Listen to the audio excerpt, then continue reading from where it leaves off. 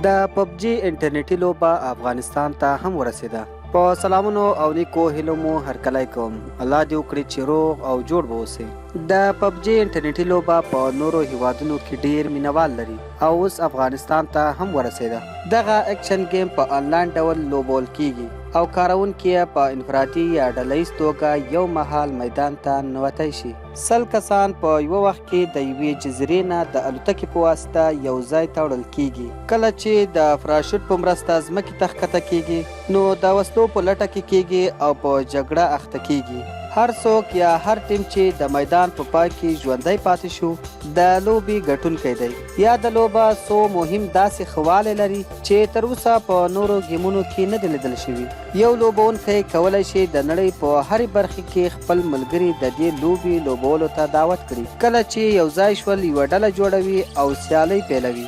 یوه ښه ځانګړنه یې دا ده چې کله یوه ډله د سیالي پر وخت د یو بل سره خبرې اترې کولی شي. په دې اساس دوی په لوبه کې یو ښه مخابراتي سیستم لري او یو بل سره مرسته او مشورې کولی شي.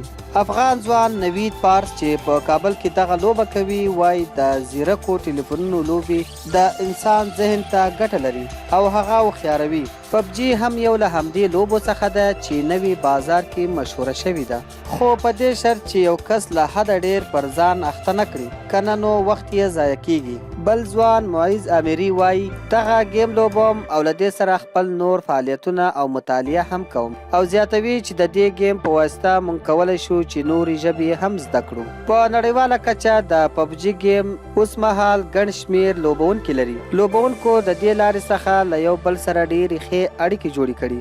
د دوی نو فیسبوک پاڼې څو موده مخکې د یوې هندي نجلۍ او هلک عکس خپور کړی و چې په پبجي کې سره اشنا شول، بیا پر یو بل مین او په پای کې یې سره واده وکړ. افغانستان کې د زیرکو ټلیفونونو کاروونکي په انلاین لوبو کې کلیش آف کلین یا د 8 بال پول گیمونه هم لوبوي. له دې هغه خوا په افلاین یا د انټرنیټ پرته لوبو کې د سبوی سرفر، لډو او کینډي کرش لوبې هم مینوال لري. دا وه زموږ د نن ورځې ویډیو چې د پبجي گیم په اړه مو درته تیاره کړې وه. امید ده چې ویډیو به مو خوښه شوې وي. که مو ویډیو خوښه شوې وي نو لایک یې کړئ، شیر یې کړئ او زموږ چینل پښتون ټایم در سره سبسکرایب کړئ. مننه چې ویډیو مو تر پای را سره وکتله.